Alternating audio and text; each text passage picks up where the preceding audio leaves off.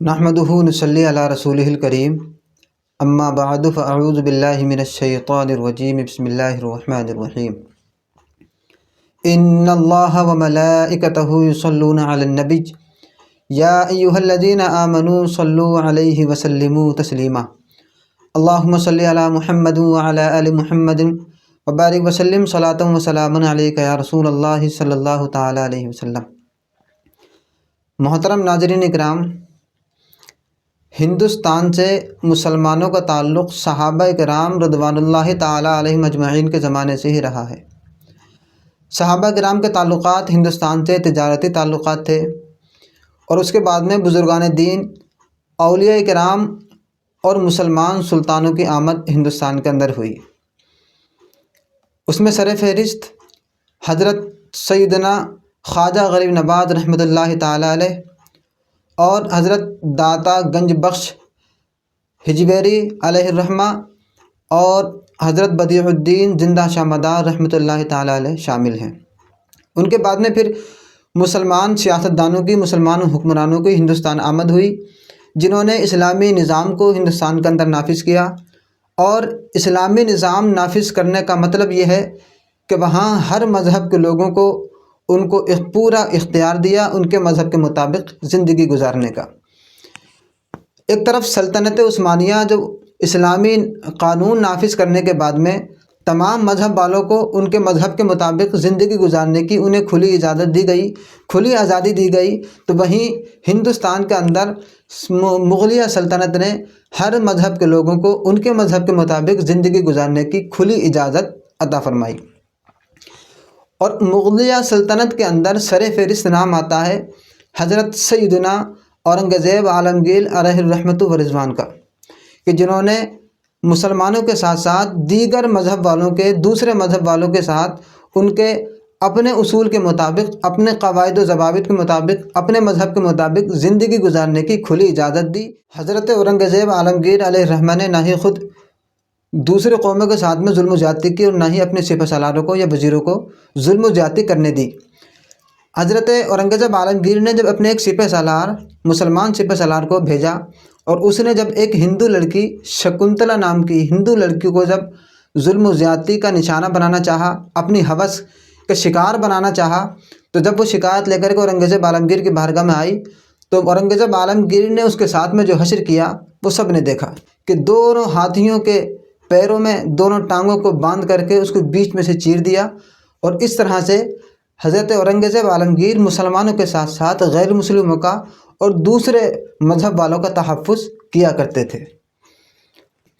اور حضرت اورنگزیب عالمگیر ہی وہ تنہا بادشاہ تھے، یہ سب سے پہلے بادشاہ تھے جو انگریزوں کے خلاف جنگ لڑے تھے۔ جب انگریز اپنے پنجوں کو ہندوستان کے اندر گاڑنے لگے تھے، تب اورنگزیب عالمگیر ہی نے ممبئی کے علاقے میں انگریزوں کے خلاف جنگ کی اور انہیں شکست فاش دی، اور انہی کے ٹھکانوں کے اندر انہیں مہینوں تک قید رکھا اور انہیں بھوک سے مرنے پر مجبور کیا تھا۔ اور جب مغل سلطنت یوں ہی چلتی رہی، اور آخری بادشاہ مغلیہ سلطنت کے بہادر شاہ ظفر جو اپنے ہی لوگوں کی سازشوں کا شکار ہوئے اور انگریزوں سے جنگ لڑتے لڑتے شکست کھا گئے، اور اس کے بعد میں پھر انگریزوں کی سرکار، انگریزوں کی حکومت ہندوستان کے اندر ہو گئی، اور انگریزوں کا قبضہ پورے ہندوستان کے اندر ہو گیا۔ اور ایک لمبے عرصے تک انگریز یوں ہی ہندوستانیوں پر حکومت کرتے رہے، اور تمام ہندوستانیوں کو جینا مشکل بناتے رہے، اور طرح طرح کے ظلم و ستم مسلمانوں پر اور دوسرے مذہب والوں پر انگریز جو ہے ہندوستان کے اندر کرتے رہے۔ پھر 1857 کے اندر جو جنگ آزادی ہوئی، یعنی جو آزادی کی جنگ لڑی گئی، اس کے اندر جو علماء کرام اور مسلمانوں نے حصہ لیا تھا، اور اس کے اندر جو انگریزوں نے علماء کرام کو شہید کیا تھا، وہ کسی سے ڈھکا چھپا نہیں ہے کہ لاکھوں علماء کرام کی گردنیں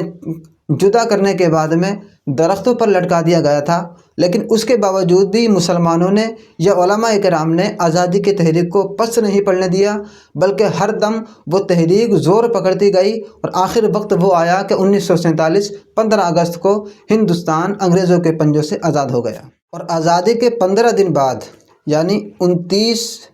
اگست 1947 کو یہ بات طے قرار پائی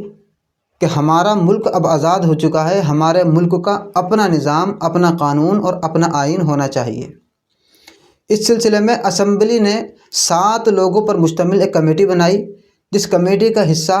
حضرت محمد سید سعد اللہ بھی تھے، اور اس کمیٹی کے صدر تھے بھیم راؤ امبیڈکر۔ ان لوگوں نے اس اسمبلی نے 7 لوگوں پر مشتمل کمیٹی بنائی، اور کمیٹی بنانے کے بعد میں 4 مئی 1948 کو ایک ڈرافٹ آئین کا ایک ڈرافٹ جو ہے اسمبلی کے سامنے پیش کیا گیا، اور اس ڈرافٹ پر اسمبلی کے اندر بحثیں ہوئیں اور تمام چیزوں کو جانچا گیا کہ یہ ایسا قانون ہونا چاہیے کہ جس کے اندر لوگوں کا تحفظ بھی ہو اور ان کے خوشحال رہنے کی ضمانت بھی ہو۔ بہرحال 4 مئی 1948 کو جب وہ ڈرافٹ پیش کیا گیا، اسمبلی کے اندر بحث ہوئی، پھر اس کے 3 سال کے عرصے کے بعد 26 جنوری 1950 کو ایک آئین اور ایک کانسٹیٹیوشن وجود میں آیا، جس کو ہم کانسٹیٹیوشن آف انڈیا کہتے ہیں، جس کو ہم سمویدھان کہتے ہیں۔ وہ 1950 کے اندر وجود میں آیا، جو 7 لوگوں کی کمیٹی میں تشکیل دیا گیا تھا، تمام چیزوں کو سامنے رکھ کر کہ شہریوں کے تمام حقوق ہونا چاہیے اس کے اندر، اور کسی بھی طرح کا کسی کے ساتھ بھید بھاؤ نہیں ہونا چاہیے۔ 26 جنوری 1950 کو جو قانون نافذ کیا گیا، جو آئین بنایا گیا، اس کے اندر شہریوں کو اس بات کی یقین دہانی کرائی گئی ہے کہ ہر کسی کو اپنے اعتبار سے رہنے سہنے کی، کھانے پینے کی، زندگی گزارنے کی کھلی اجازت ہوگی، اور کسی کے ساتھ بھی کوئی بھی بھید بھاؤ نہیں کیا جائے گا، نہ مذہب کے نام پر، نہ ذات کے نام پر، نہ لباس کے نام پر، کسی بھی طرح سے کسی کے ساتھ کوئی بھی بھید بھاؤ نہیں کیا جائے گا۔ ہر ایک کو برابر حقوق دیے جائیں گے، کسی کے ساتھ امتیازی سلوک نہیں کیا جائے گا۔ لیکن کچھ سالوں سے دیکھنے میں یہ آ رہا ہے کہ حکومتیں اپنے طور پر لوگوں کو نظر انداز کر رہی ہیں، اور نظر انداز کرنے کے ساتھ ساتھ لباس دیکھ کر کے، مذہب دیکھ کر اور ذات دیکھ کر کے امتیازی سلوک لوگوں کے ساتھ میں کر رہی ہیں۔ اس کی ایک وجہ سامنے یہ آتی ہے کہ ہم نے نہ تو آئین پڑھا، اور نہ ہم نے آئین کو سمجھا، اور نہ ہم نے اپنے حق کے لیے آواز اٹھائی۔ نہ ہم آئین سمجھنے کی کوشش ہم نے کی، اور نہ اس کو پڑھنے کی کوشش کی، اور نہ ہی ہم نے کوئی ایسی تحریک چلائی، نہ ہی ہم نے کوئی ایسی آواز اٹھائی جو ہمارے حق کو ہم تک پہنچانے کے لیے ہماری مدد کر سکے۔ ہم یوں ہی گھروں کے اندر خاموشی کے ساتھ بیٹھے رہے، اور یوں ہی جو ہے ہم سنتے رہے لوگوں سے، لیکن نہ ہم نے آئین پڑھا، نہ اس کو سمجھا، اور نہ اپنے حق کے لیے ہم نے آواز اٹھائی۔ تو پھر باطل طاقتوں کو اور حکومتوں کو موقع مل گیا لوگوں کے حقوق ضبط کرنے کا اور لوگوں کے ساتھ امتیازی سلوک کرنے کا۔ اور بھارت کے آئین کے اندر سول رائٹس کو بڑی ہی خصوصیت کے ساتھ میں ذکر کیا گیا ہے۔ ان کو اگر ہم آسان لفظوں میں سمجھیں تو اس کا مطلب یہ ہوتا ہے کہ ہندوستان کے ہر شہری کو ہر اس چیز کی سہولت مہیا کرائی جائے گی کہ جو ہندوستان کے لوگوں کے لیے ترقی کی راہ میں، یا پھر آگے بڑھنے کی راہ میں، کامیابی کے راہ میں، یا سیاست میں آگے بڑھنے کے معاملے میں مددگار ثابت ہوں۔ ہر اس چیز کو مہیا کرانا ہر بھارتی کے لیے، ہر ہندوستانی شہری کے لیے یہ سرکار کی ذمہ داری ہوتی ہے۔ آئین کے آرٹیکل 14 اور 15 کے اندر صاف لفظوں میں لکھا ہے کہ سرکار کسی بھی ہندوستانی شہری کے ساتھ میں مساوانہ رویہ اختیار کرے گی، قانون کی نظر میں کسی کے ساتھ میں بھی بھید بھاؤ نہیں کیا جائے گا، اور کسی بھی ہندوستانی شہری کے لیے مذہب کے نام پر، ذات کے نام پر کسی کے ساتھ میں بھی کوئی امتیازی سلوک یا پھر بھید بھاؤ نہیں کیا جائے گا، اور یا پھر کسی کے ساتھ میں مذہب کے نام پر، ذات کے نام پر، یا رنگ کے نام پر، اور یا پھر جو ہے کسی علاقے کے نام پر کسی بھی انسان کو تفریح کی جگہوں سے، ریسٹورینٹوں سے، اور یا پھر سرکاری اسکیموں سے نہیں نکالا جائے گا۔ ہر ہندوستانی کو برابر کا حق دیا جائے گا۔ لیکن ہم دیکھ رہے ہیں کہ آج کی سرکار کس طرح کا سلوک لوگوں کے ساتھ میں کر رہی ہے، مذہب کے نام پر اور ذات کے نام پر اور رنگوں کے نام پر جو ہے کس طرح سے امتیازی سلوک اور بھید بھاؤ لوگوں کے ساتھ میں کر رہی ہے۔ اسی طرح سے بھارت کا آئین ہمیں اور بھی اختیارات دیتا ہے، جس میں آرٹیکل 19 کے اندر ہمیں اظہار رائے کی آزادی دیکھنے کو ملتی ہے کہ ہر بھارتی اپنی رائے کا اظہار کھلے سے کر سکتا ہے، اس پر کسی چیز کی کوئی پابندی نہیں ہے، اور اسی طرح سے بغیر ہتھیار کے اجتماع میں اور پرامن طریقے سے کسی بھی تقریب کا انعقاد کر سکتا ہے، اور اس کے اندر اپنی بات کو پیش کر سکتا ہے۔ یہ سموِدھان ہمیں اس کی کھلی اجازت دیتا ہے۔ اور اسی طرح سے یونین یا پھر تنظیم یا کسی بھی پھر تحریک کا قیام بھارت کا آئین ہمیں اختیار دیتا ہے کہ ہم کسی بھی تحریک کا انعقاد کر سکتے ہیں، کوئی بھی ہم تحریک بنا سکتے ہیں، اور ہم جو ہے کوئی بھی تنظیم بنا سکتے ہیں، اس میں کسی کی طرح کی کوئی پابندی نہیں ہے۔ ہم بھارت کا آئین جو ہے ہمیں یہ اختیار دیتا ہے کہ ہم پوری طریقے سے اس کے لیے آزاد ہیں، کسی طرح کی ہمارے اوپر کوئی پابندی نہیں ہے۔ اور اسی طرح سے بھارت میں کہیں بھی سفر کرنے کی آزادی ہمیں بھارت کا آئین دیتا ہے، اور پورے بھارت میں کہیں بھی ہم رہ سکتے ہیں، ہم کہیں بھی تجارت کر سکتے ہیں، کہیں بھی آ سکتے ہیں، کہیں بھی جا سکتے ہیں۔ یہ آرٹیکل 19 کے تحت بھارت کا آئین ہمیں ساری اجازتیں مہیا کرتا ہے۔ لیکن اب دیکھا یہ جا رہا ہے کہ دور حاضر کی حکومت جو ہے وہ نہ تو ہمیں اظہار رائے کرنے کی آزادی دیتی ہے کہ اگر کہیں بھی کوئی بھی پردرشن کرتا ہے یا اپنی بات کو پرامن طریقے سے رکھتا ہے تو سرکار اس کے اوپر لاٹھی چارج کراتی ہے۔ وہ آزادی جو سموِدھان ہمیں دیتا ہے اس وقت کی حکومت ہم سے چھینتی ہوئی نظر آ رہی ہے۔ یا اسی طریقے سے بھارت کا آئین ہمیں اجازت دیتا ہے کہ ہم کوئی بھی تنظیم، کوئی بھی یونین، کوئی بھی تحریک ہم قائم کر سکتے ہیں، بنا سکتے ہیں۔ لیکن دیکھا یہ جا رہا ہے کہ اس دور کی سرکار، موجودہ حکومت جو ہے کوئی نہ کوئی بہانہ بنا کر کے اس تنظیم پر، اس تحریک پر پابندی لگا رہی ہے، اور ہمارے اور آپ کے سامنے سارا معاملہ ظاہر ہے۔ ہم کچھ نہیں کر پا رہے، نہ ہمیں بولنے کی آزادی دی جا رہی ہے، نہ ہمیں اظہار رائے کی آزادی دی جا رہی ہے۔ جو پرامن طریقے سے تنظیم کے اندر یا کسی بھی مجلس کے اندر بات کو رکھنے کی آزادی سموِدھان ہمیں دیتا تھا، وہ آزادی چھنتی ہوئی ہم سے نظر آ رہی ہے، اور جو تحریک بنانے کی آزادیاں ہمیں سموِدھان دیتا ہے وہ آزادی بھی ہم سے چھنتی ہوئی نظر آ رہی ہیں۔ اور اسی طریقے سے آرٹیکل 25 کے اندر بھارت کا ہر انسان اپنی مرضی کے مطابق زندگی گزار سکتا ہے، اور اپنی مرضی کے مطابق مذہب اختیار کر سکتا ہے، مذہب بدل سکتا ہے۔ اگر مسلمان چاہے بھارت کے سموِدھان کے مطابق تو وہ اپنی مرضی سے ہندو دھرم قبول کر سکتا ہے یا کوئی اور دھرم قبول کر سکتا ہے، اس پر کسی طرح کی کوئی زیادتی نہیں ہے۔ اور کوئی اگر دوسرا مذہب کا مسلمان ہونا چاہے تو وہ بھی خوشی خوشی مسلمان ہو سکتا ہے، اپنا مذہب بدل سکتا ہے۔ اس پر بھی کوئی کسی طرح کا کوئی زبردستی نہیں ہے، کوئی زور نہیں ہے۔ اپنی مرضی کے مطابق مذہب پر عمل کر سکتا ہے، اور اپنی مرضی کے مطابق مذہب کو وہ بدل سکتا ہے۔ لیکن یہاں دیکھا یہ جا رہا ہے کہ اس کے خلاف لفظ جہاد اور گھر واپسی کے نام پر قانون بنائے جا رہے ہیں کہ اگر کوئی ہندو سے اگر کوئی مسلمان ہوتا ہے تو لفظ جہاد کا بہانہ بنا کر اس کے خاندان تباہ کر دیے جا رہے ہیں، اور اگر کوئی مسلمان سے ہندو ہو جاتا ہے تو پھر اس کو جو ہے گھر واپسی کا بہانہ بنا کر کے اس کی سلامیاں کی جا رہی ہیں، اس کا سواگت کیا جا رہا ہے۔ تو یہ جو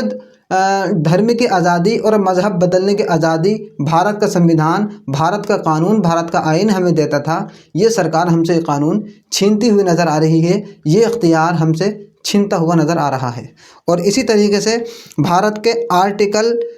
26 کے اندر مذہبی ادارے کا قیام اور اس میں مذہبی تعلیم کی اجازت ہمیں بھارت کا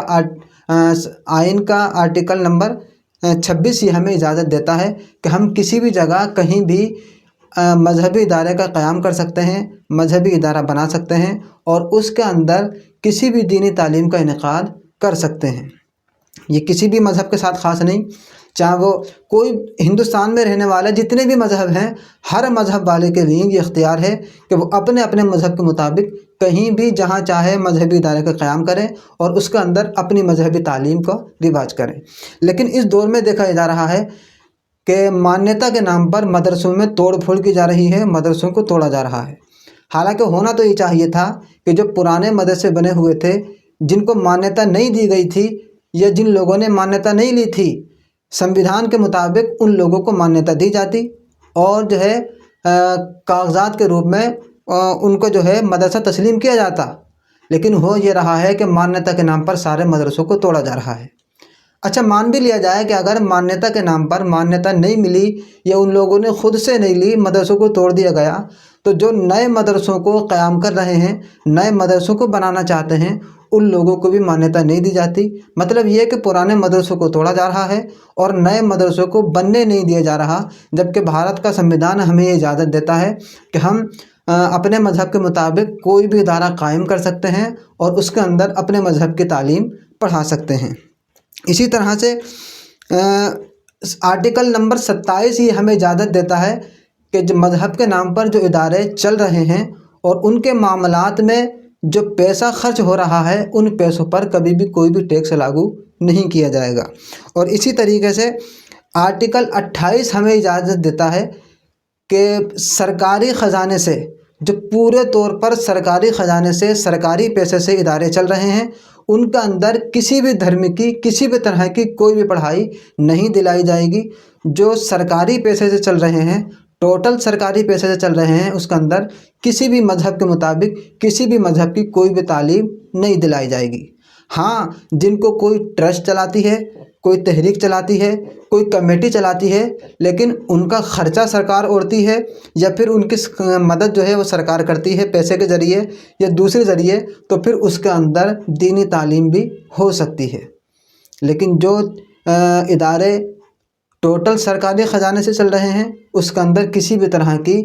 किसी भी मज़हब की कोई तालीम नहीं हो सकती। ये भारत का संविधान हमें इख्तियार ये भारत का संविधान हमें इख्तियार देता है और आज हम देख रहे हैं कि ये सारी आज़ादियाँ हमसे छीनती जा रही हैं। इसके अलावा आर्टिकल नंबर 29 ये हमें ज़बान की सकाफ़त का तहफ़्फ़ुज़ और रस्मुल ख़त का तहफ़्फ़ुज़ सिखाता है कि आप अपनी ज़बान का और रस्मुल ख़त का तहफ़्फ़ुज़ बड़े आराम के साथ में कर सकते हैं, इसकी आपको खुली इजाज़त है। लेकिन देखने में ये आता है कि ज़बानों के ख़िलाफ़, कि उर्दू ज़बान के ख़िलाफ़, फ़लाँ ज़बान के ख़िलाफ़ तहरीकें चल रही हैं कि इसको ख़त्म कर दिया जाए, इसको मिटा दिया जाए, इसको ख़त्म कर दिया जाए। इस तरह की खुराफातें आजकल हिंदुस्तान के अंदर राइज हैं। हालांकि ज़बान को महफूज रखने का और हमारी ज़बान के रस्मुल ख़त को महफूज रखने का ये इख्तियार हमारा संविधान हमको देता है। और ये रहे वो हुकूक और वो आज़ादी जो संविधान हमको देता है, लेकिन कुछ ज़िम्मेदारियाँ भी संविधान हमको देता है कि जिस ज़िम्मेदारी का पालन करना और उस पर अमल करना हर हिंदुस्तानी का हक़ है। वो ज़िम्मेदारियाँ क्या हैं? वो ज़िम्मेदारियाँ ये हैं कि संविधान कहता है कि हर इंसान, हर भारतीय आइन का और कौमी परचम का, नस्बुल आइन का और जो है कौमी तराने का एहतराम करे। कौमी तराने का एहतराम करना और परचम का एहतराम करना और जो है आइन का यानी कानून का एहतराम करना, ये हर हिंदुस्तानी का फ़र्ज़ है, हर हिंदुस्तानी के ऊपर ज़रूरी है। इसके अलावा वो आला नस्बुल आइन के जिन्होंने आज़ादी हिंदुस्तान में रहनुमाई की, उनको अज़ीज़ तर रखना ये हर हिंदुस्तानी के ऊपर ज़रूरी है। ये उसको अज़ीज़ तर रखने का, उसका एहतराम करने का ये हुक्म हमें हमारा संविधान हमको देता है। और इसके अलावा भारत के इक़्तिदार और इत्तेहाद और सालमियत की बका के लिए कोशिश करना और उसको सलामत रखना ये हर हिंदुस्तानी का हक़ है, जो हर हिंदुस्तानी को करना चाहिए और संविधान इसको हमें करने का हुक्म देता है। और इसके अलावा मुल्क की हिफाजत करना, कि हर हिंदुस्तानी मुल्क की हिफाजत करे और जब ज़रूरत पड़े तो जो है कौम की खिदमत करने के बाद में, मुल्क की खिदमत करने के बाद में मुल्क की सलामती के लिए और मुल्क की बका के लिए अपनी कुर्बानियाँ पेश करे। इसके अलावा भाईचारा और इत्तेहाद और यकजहती को सलामत रखे। ऐसा कोई काम ना करे कि जिसके ज़रिए भाईचारे पर, यकजहती पर और कौमी इत्तेहाद पर फ़र्क आए। भाईचारे को सलामत रखना, कौमी इत्तेहाद को सलामत रखना, यकजहती को सलामत रखना ये हर हिंदुस्तानी का फ़र्ज़ है, जो संविधान हमें ये करने का हुक्म देता है। इसके अलावा कुदरती माहौलियात में जो चीज़ें आती हैं, जैसे जंगलात हैं, झीलें हैं, दरिया हैं, नदियां हैं, इन तमाम को सही सलामत रखना और जानवर भी इसके अंदर शामिल हैं, इन तमाम के ऊपर जो है जुल्म ज़्यादती न करना, इनको साफ़ सुथरा रखना, ये जो है संविधान हमें हुक्म देता है कि हम इन चीज़ों का तहफ़्फ़ुज़ करें, इन चीज़ों की हिफाजत करें। 26 जनवरी ये एक कौमी दिन भी है, खुशी का दिन भी है और यौम एहतिसाब भी है। 26 जनवरी जब भी आती है तो हिंदुस्तान भर में जगह जगह कॉलेजों में, यूनिवर्सिटियों में, मदारिस के अंदर और जगह जगह जो है इज्तिमा का और महफ़िलों का इनेकाद होता है और ख़ुशी का दिन, कौमी दिन, उस दिन को मनाया जाता है। اور ہو بھی کیوں نہ، کیونکہ حکومت ہند ایکٹ 1935 سے جو لاگو تھا اس کو 1949 کے اندر اسمبلی کے اندر ختم کیا گیا، اور ہندوستان کا آئین جو ہے اسمبلی کے اندر پاس ہوا، اور جو ہے 26 جنوری 1950 کو سمویدھان پورے ہندوستان کے اندر لاگو کیا گیا۔ اور یہ وہ سمویدھان ہے کہ جس سمویدھان کے اندر ہر مذہب کے لوگوں کو اپنے طور سے کھلی اجازت ہے کہ وہ اپنے طور سے زندگی گزار سکتے ہیں، اپنے مذہب پر عمل کر سکتے ہیں، اور اپنے مذہب کے مطابق ادارے قائم کر سکتے ہیں، اپنے مذہب کے مطابق دین کی تبلیغ کر سکتے ہیں۔ بہرحال کھلی اجازت ہے، کسی بھی طرح کی ان کے اوپر کوئی پابندی لاگو نہیں ہوتی۔ لیکن جیسے ہی یہ دن آتا ہے، ہمارے لیے یہ یوم احتساب اس لیے بھی ہے کہ ہم اپنے آپ کا معائنہ کریں اور ہندوستان کو دیکھیں کہ جو آزادیاں ہندوستان میں سمویدھان ہم کو دیتا ہے، کیا وہ آج کی حکومت ہماری آزادی کو ہم سے چھین تو نہیں رہی ہے؟ کہ جو آزادیاں سمویدھان نے ہم کو دی تھیں، کیا وہ آزادیاں پوری طریقے سے سرکار ہمیں مہیا کر رہی ہے، یا پھر ہماری آزادیوں میں وہ خلل واقع کر رہی ہے، یا پھر آزادیاں ہماری ہم سے وہ چھین رہی ہے؟ 26 جنوری جب بھی آئے، ہم خوشیاں بھی منائیں اور اپنے آپ کا احتساب بھی کریں کہ کتنی آزادیاں سمویدھان نے ہمیں دی تھیں، اور کتنی آزادیاں ہم سے چھین لی گئیں، اور کتنی آزادیاں ہم سے چھیننے کی کوشش کی جا رہی ہے۔ لیکن یہاں یہ دیکھا جا رہا ہے کہ کسی کے مذہب کے نام پر اور کسی کے ساتھ میں ذات کے نام پر بھید بھاؤ کیا جا رہا ہے۔ کسی کو جو ہے نام کی بنا پر اس کو ہائی لائٹ کر دیا جاتا ہے، کسی کو لباس کی بنا پر اس کو جو ہے عوام کے سامنے ذلیل و رسوا کیا جاتا ہے، اور کسی کے سامنے جو ہے مذہب اور ذات کے نام پر جو ہے کسی کے خلاف کارروائیاں کر دی جاتی ہیں۔ حالانکہ جمہوری نظام کسی ایک مذہب کا نظام نہیں ہوتا، بلکہ اس ملک میں جتنے مذہب رہنے والے ہیں سب کے مطابق زندگی گزارنے کو جمہوری نظام کہتے ہیں۔ سب کے ساتھ یکساں سلوک اور ایک سا برتاؤ کرنے کو جمہوری نظام کہتے ہیں۔ آئین ہند نافذ ہونے کے بعد ملک ہندوستان ایک جمہوری ملک بنا، اور اس میں کسی بھی مذہب کا کوئی غلبہ نہ رہا، بلکہ سارے مذہب والوں کے لیے یکساں سلوک، یکساں قانون اور یکساں طرز عمل نافذ کر دیا گیا۔ اچھا، جمہوری نظام کے لیے 3 ستون اہم ہوتے ہیں۔ ایک ہوتا ہے انتخابات، الیکشن، کہ جن کے ذریعے قانون سازی کی محفلیں، مجالسیں نافذ کی جاتی ہیں اور ان کو منعقد کیا جاتا ہے۔ اور دوسرا ہوتا ہے طرز حکمرانی، کہ جس کے ذریعے صوبے کا نظام چلایا جاتا ہے یا ملک کا نظام چلایا جاتا ہے۔ اور تیسرے نمبر پر ہوتی ہے عدلیہ، یعنی کورٹ، کہ جس کے اوپر قانون کی حفاظت کرنے کی ذمہ داری اور انصاف کے تقاضوں کو پورا کرنے کی ذمہ داری اس کے اوپر ہوتی ہے۔ اور ایک اس کے اندر چوتھی چیز ایڈ کی جاتی ہے جس کو ہم کہتے ہیں میڈیا۔ اب انتخابات آپ دیکھ لیں، اس کی کوتاہیاں کسی سے ڈھکی چھپی نہیں ہے کہ انتخابات کتنی ایمانداری سے کیے جا رہے ہیں۔ اور دوسرے نمبر پر طرز حکمرانی ہے، تو آپ اس کو بھی دیکھ لیں کہ کس طرح سے ظلم و زیادتی کرنے کے بعد میں لوگوں سے زبردستی اپنی بات کو منوایا جا رہا ہے۔ حالانکہ حق تو یہ تھا کہ ہر آدمی کو اظہار رائے کی آزادی تھی، ہر آدمی اپنی بات آسانی سے رکھ سکتا تھا، ہر بات کھلے دل کے ساتھ، کھلی رائے کے ساتھ میں اپنی بات کو پیش کر سکتا تھا۔ لیکن جبراً جو ہے اس سے اپنی بات کو منوایا جا رہا ہے۔ ایک طرف اسٹوڈنٹ اور دوسرے لوگ سڑکوں پر احتجاج کے لیے نکلے ہوئے ہیں تاکہ حکومت تک وہ اپنی بات کو پہنچا سکیں، لیکن حکومت ہے کہ کانوں کے اندر روئی ٹھونس کر کے بیٹھی ہے اور لاٹھی چارج کے ذریعے، ظلم و زیادتی کے ذریعے اپنی بات کو جبراً منوانے کی کوششیں کر رہی ہے۔ تیسرے نمبر پر عدلیہ ہے، اور چوتھے نمبر پر آتی ہے میڈیا، جو جمہوری نظام قائم رہنے کے لیے اور جمہوری نظام کو قائم رکھنے کے لیے میڈیا کا ایک بہت بڑا رول ہوتا ہے۔ لیکن اس دور کے اندر سب سے زیادہ اگر ماحول خراب کسی نے کیا ہے تو وہ ہے ہندوستان کی میڈیا، کہ جس ہندوستان کی میڈیا نے ہر طرف مذہب کے نام پر اور ذات کے نام پر سوائے لوگوں کو بھڑکانے کے اور کچھ نہیں کیا۔ حالانکہ میڈیا کی اتنی پاور ہے اور اتنی اہمیت ہے میڈیا کی کہ اگر میڈیا چاہے تو پورے ملک کے اندر جو ہے جمہوری نظام قائم کر سکتی ہے، اور جو ہے لوگوں کے اندر الفت اور محبت، اتحاد اور یکجہتی کو قائم کر سکتی ہے۔ تو جب بھی 26 جنوری آئے، ہم خوشیاں بھی منائیں، کیونکہ آئین ہند کا جو ہے اس پر آئین ہند کو 26 جنوری کو نافذ کیا گیا تھا، اور ہم احتساب بھی کریں کہ ہمارے کیا کیا حقوق تھے اور ہم سے کیا کیا حقوق ہمارے چھین لیے گئے اور کیا کیا حقوق ہم سے چھینے جا رہے ہیں۔